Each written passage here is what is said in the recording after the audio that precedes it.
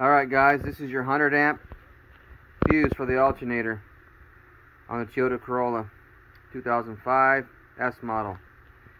And it's busted out here, but you can see how it looks though, right? It's going to have a little clear glass piece on top. It says 100 amp.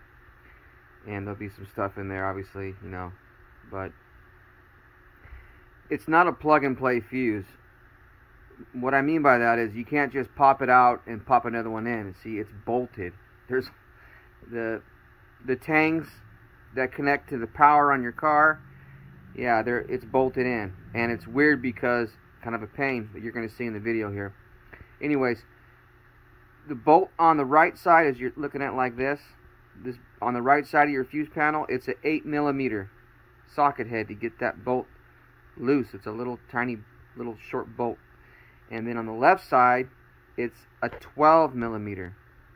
Okay, so they got two different sizes, you know. What a pain, right? Anyway, that's what it looks like, and that's why you can't just pull it out. It's bolted in.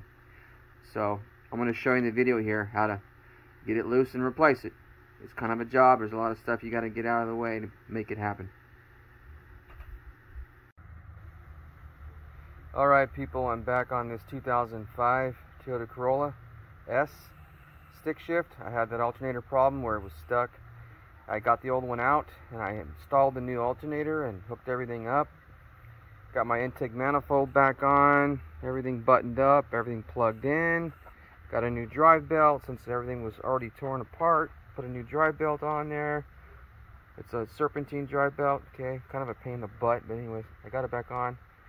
And I went ahead and put a new water pump on. Okay, now that was a job. And I'm sorry my phone was down for a while. I had some issues with my phone, so I wasn't able to record it. But basically, you got to jack up the, you got to loosen the motor mount right here, and you got to jack up the motor about an inch with a jack underneath the motor.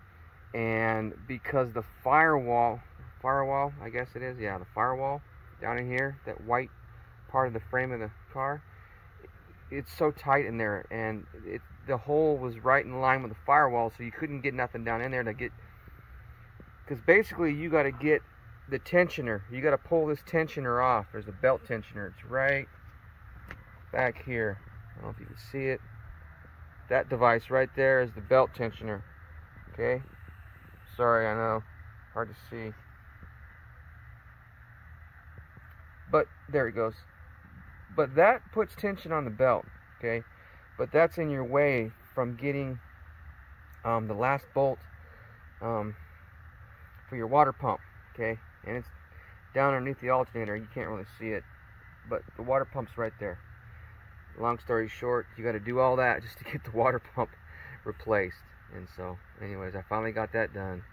Put a new thermostat in, and all new hoses for my radiator. Since it was all right there, I might as well do it, right? It's an old car. They were ready to be changed. They were kind of getting hard and weren't very rubbery anymore. And so I go to start the car, man. I got a new Napa battery put in. I got this new alternator right here, and the car was just cranking, just and it wouldn't fire up. I'm thinking, okay, it's a fuel problem. I got some kind of fuel problem. And I noticed that I wasn't hearing the fuel pump power up when I turned the key forward one click.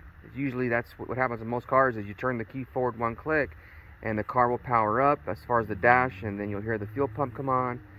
Well, I wasn't getting none of that, and my fuel gauge wasn't even moving at all. And anyways, long story short, I started checking all my fuses underneath my dash of my steering wheel. Airplane, hold on.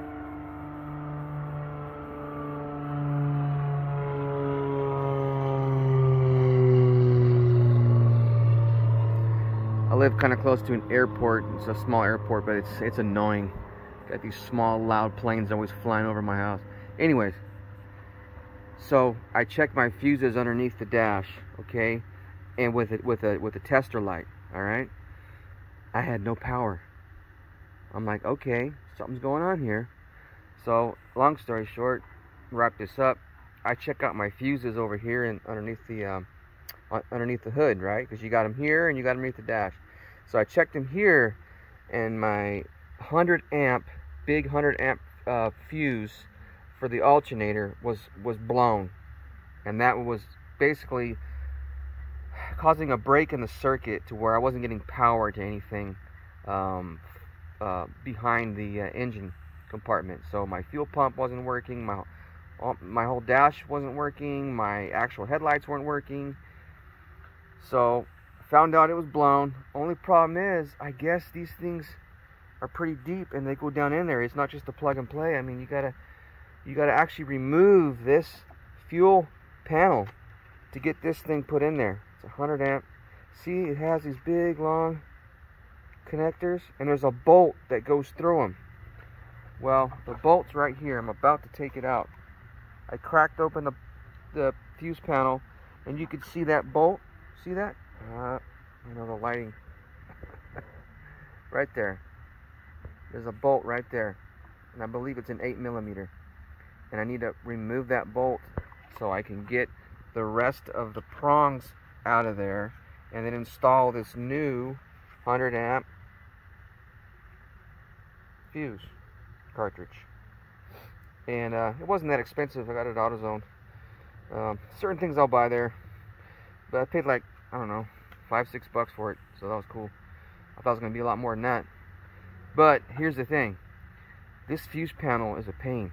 To change this fuse out, you actually got to remove the bolts. Okay, there's two 10mm bolts here that button up to the side of the car. You got to remove those. Then I had to take these plugs out. I don't know if I have to, but I went ahead and did it. These big plugs right here, it's attached to the big wiring harness here that goes to the fuse panel. Kind of got those loose to make it a little bit easier to pull out and get to that bottom half of that fuse panel. I can crack it open, right? But the battery's in the way, so you're gonna have to remove the battery. I know, right? And then this fuse, this air filter box is buttoned up right up against the fuse panel, so you cannot pull the fuse panel up high enough to get to where you got to get to. So you're gonna have to take, and I believe it's 10mm as well. There's 3 10mm bolts, one there and then 2 there, to get this box loose. And then on top of that, there's this ground wire. You have to get loose to be able to get that box to slide away enough from the fuse panel. It's like a ground. You got to remove that too. It's like right here.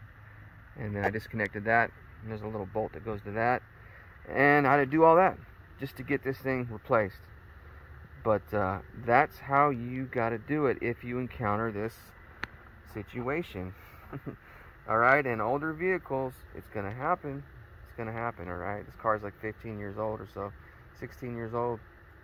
Anyway, so hopefully this is going to solve my problem, and I'll be able to get my car back on the road, because I'm tired of paying, you know, almost $5 a gallon and driving my truck to work. It just doesn't get the good gas mileage like this car does.